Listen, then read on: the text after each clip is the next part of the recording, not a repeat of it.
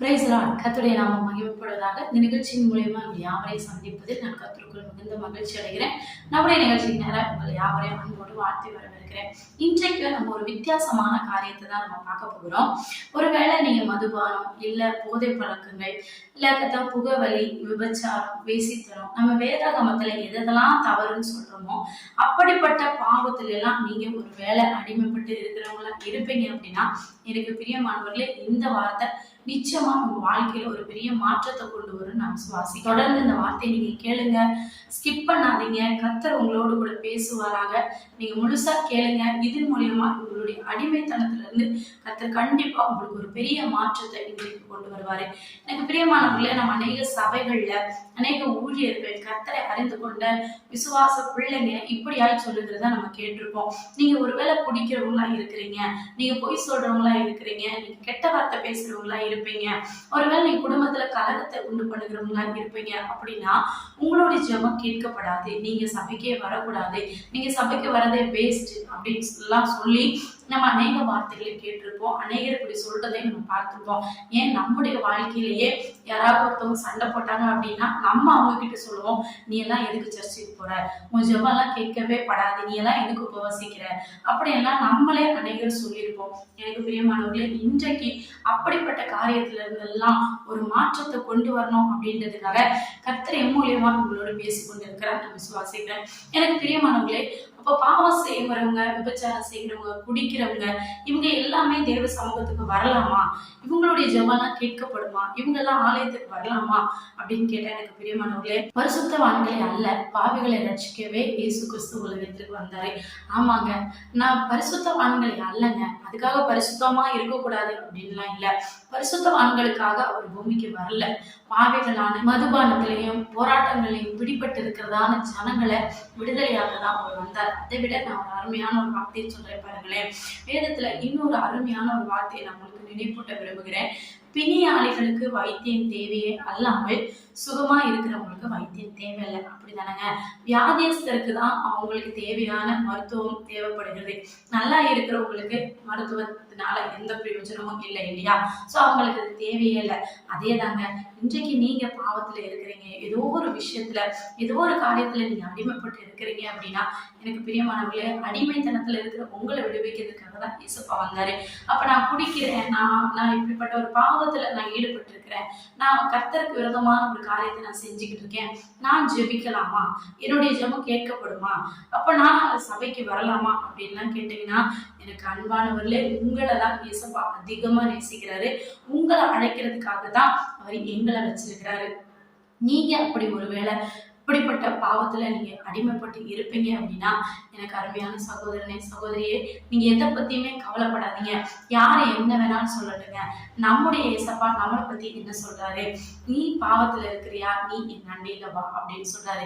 இதுக்கு நான் உங்களுக்கு ஒரு அருமையான வேத வார்த்தையை நான் உங்களோட பகிர்ந்து கொள்ள விரும்புகிறேன். ஒருவேளை நான் சபைக்கு வந்துட்டேன் அப்படின்னா, நான் இப்போ குடிச்சிட்டு இருக்கேன், நான் பாவம் செஞ்சுட்டு இருக்கேன், நான் அப்ப அந்த பாவத்தோட நான் சபைக்கு வந்தேன் அப்படின்னா என்னுடைய பாவம் மாறுமா அப்படின்னு கேக்குறீங்களா? எனக்கு பிரியமானவர்களே, அப்படி நீங்க சபைக்கு வந்தா உங்களுடைய பாவம் மாறுமான்னு கேட்டா கண்டிப்பா மாறாது.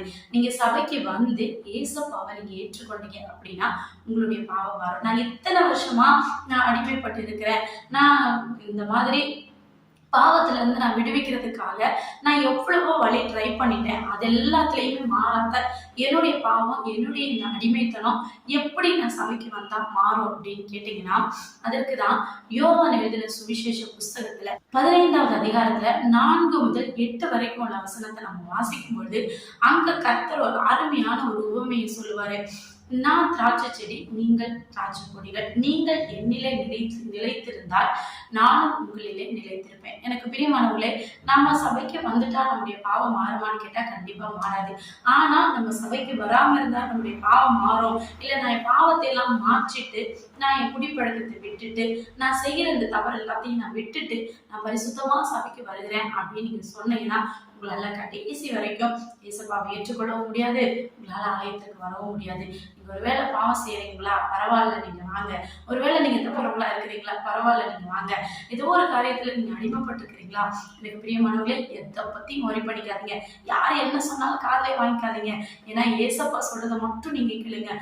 அவர் சொல்லுகிறாரு, நீங்க என்னிடத்துல வாருங்க, நீங்க என்கிட்ட வரும்போது என்னுடைய வார்த்தைகள் உங்கள நிலைத்திருக்கும். நான் ஒரு சின்ன ஒரு எக்ஸாம்பிள் உங்களுக்கு கூட நான் ஷேர் பண்ண விரும்புகிறேன்.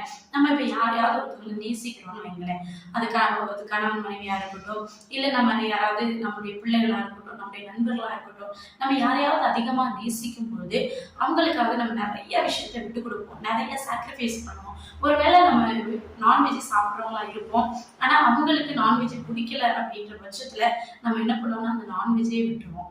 ஒருவேளை நமக்கு ஒரு சில விஷயங்கள் பிடிக்குமா இருக்கும், ஆனா நம்முடைய பார்ட்னர்ஸ்க்கோ இல்லை நம்முடைய ஃபேமிலி நம்ம நேசிக்கிறவங்களுக்கோ அந்த விஷயம் பிடிக்கல அப்படின்னா நமக்கு எவ்வளவு பிடிச்சதா இருந்தாலும் நம்ம என்ன பண்ணுவோம், விட்டுரும் இல்லையா?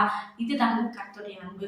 நீங்க கர்த்தரிடத்துல வரும்போது அவருடைய அன்பனுடைய அகலத்தையும் ஆழத்தையும் நீங்க நாளுக்கு நாள் அறிந்து கொள்ளும் போது நீங்க என்ன பண்ணுவீங்கன்னா, நீங்க அவருக்குள்ள நிலைத்திருப்பீங்க, அவரும் உங்களுக்குள்ள நிலைத்திருப்பாரு. சோ நிறைவானது வரும்போது குறைவானது எல்லாமே ஒழிந்து போகுங்க. நிறைவானது அப்படின்னு பார்த்தோம்னா பரிசுத்த ஆவியானவர். நீங்க எந்த அளவுக்கு இயேசுவுக்குள்ள கிட்ட கிட்ட போறீங்களோ அந்த அளவுக்கு உங்கள இருக்கிற குறைவுகள், அதாவது உங்களுடைய குடிப்பழக்கமா இருக்கட்டும், உங்களுடைய பொறாமையின் ஆவியா இருக்கட்டும், இல்ல உங்களுடைய விபச்சாரம், வேசித்தனம், அசுத்தம், நீங்க எதெல்லாம் பூமியில பெரிய பாவம் நினைக்கிறீங்களோ அது எல்லாமே உங்களிடத்துல இருந்து அது எல்லாமே குறைவானது எல்லாமே ஓடி போகும். இந்த குறைவானது போகணுமா இருந்தா நம்ம செய்ய வேண்டியது நிறைவான பரிசுத்த ஆவியானவரை நமக்குள்ள கொண்டு வரணும். அதனால எனக்கு பிரியமானவர்களே, இது பார்த்து கொண்டு இருக்கிற நீங்க ஒருவேளை இப்படிப்பட்ட காரியத்துல நீங்க அடிமைப்பட்டு இருப்பீங்க அப்படின்னா எதை பத்தியும் பெருசாக எடுத்துக்காதீங்க. யார் என்ன சொன்னாலும் worry பண்ணிக்காதீங்க. ஒரு பாஸ்டே சொல்றாரு, குடிக்கிறவங்க நீங்க சபைக்கு வரக்கூடாது, நீங்க இப்படி பாவம் செய்யறவங்க நீங்க ஜெபிக்க கூடாது, உங்களுடைய ஜெபம் கேட்கப்படாது அப்படின்னு சொன்னீங்கன்னா எனக்கு பிரியமானவர்களே, என்கிட்ட கேட்டா நான் சொல்லுவேன், எல்லாமே தவறான உபதேசத்தை பரப்புறவங்க தான்.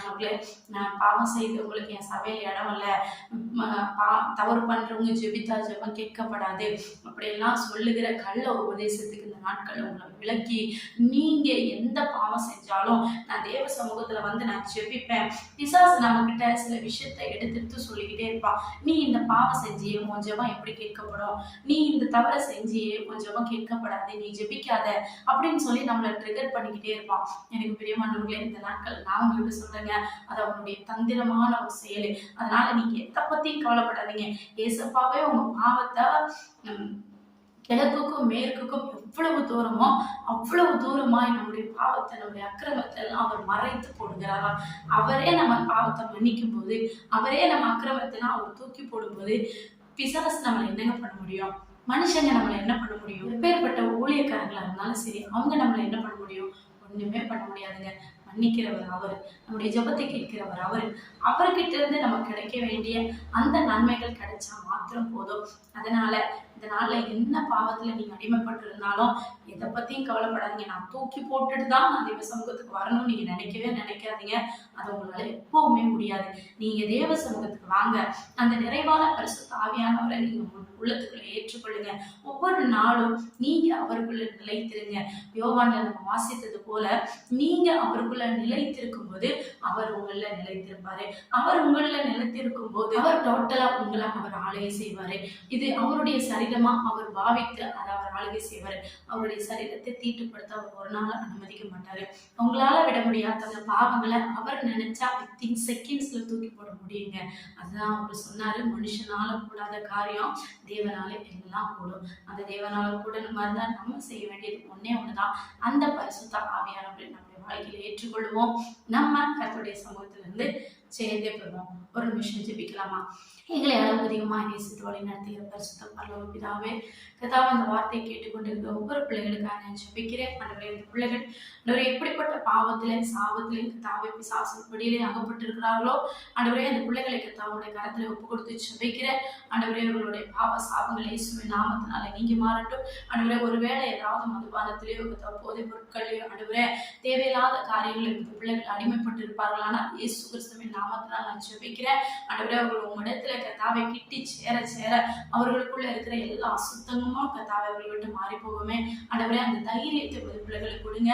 அவர்கள் செய்த குறைவுகளை குற்றங்களை ஆண்டவரை எடுத்து எடுத்து மனுஷர்கள் சொல்லாதபடி கர்த்தாவே பிசாசானவன் அவர்களை வஞ்சிக்காதபடி கர்த்தர் நீர் அவர்களை பாதுகாத்துக் கொள்ளுங்க இயேசப்பா. அப்படியா இவர்களுடைய ஜெபத்தை கேட்டு ஆண்டவரே, வருகிற நாட்கள்ல இவர்களுக்குள்ள நிறைவானது வரும்பொழுது ஆண்டவரே, குறைவானதெல்லாம் ஒழிந்து போகணும்.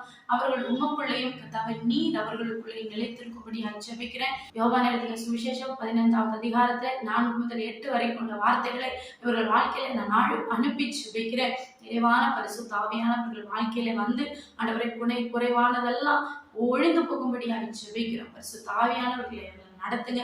பாவக்கிரமங்கள் எல்லாம் மன்னிக்கப்படட்டும். இவர்கள் ஜெபம் கேட்கப்படட்டும். இயேசு கிறிஸ்துவின் கரத்துல இவர்களை ஒப்புக்கொடுத்து ஜெபிக்கிறேன். நல்ல பிதாவே, ஆமென்.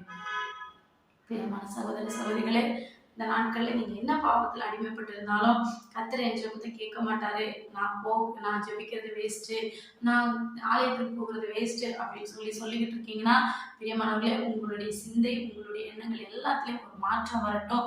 கர்த்தர் உங்களை தான் அதிகமாக நேசிக்கிறார். அவரே நம்மளை நேசித்தா அழைக்கும் போது நம்ம யாருக்குங்க பயப்படணும்? அவர் உங்களை கூப்பிடுறாரு. நீங்க எந்த பாவத்துல இருந்தாலும் பரவாயில்ல, பாவத்தை விட்டுட்டு இல்லைங்க, அந்த பாவத்தோட வாங்க. கர்த்தருடைய சமூகத்துல வரும்போது அந்த பாவம் எல்லாம் கழுவப்பட்டு அவர் உங்களை பரிசுத்தமா அனுப்புவாரு. அதனால விசுவாசத்தோட இருங்க. கர்த்தர் நம்மை ஆசீர்வதிப்பார். வார்த்தைகள் மூலியமா கர்த்தர் உங்களை ஆசீர்வதிப்பார். ஆமென். May God bless you.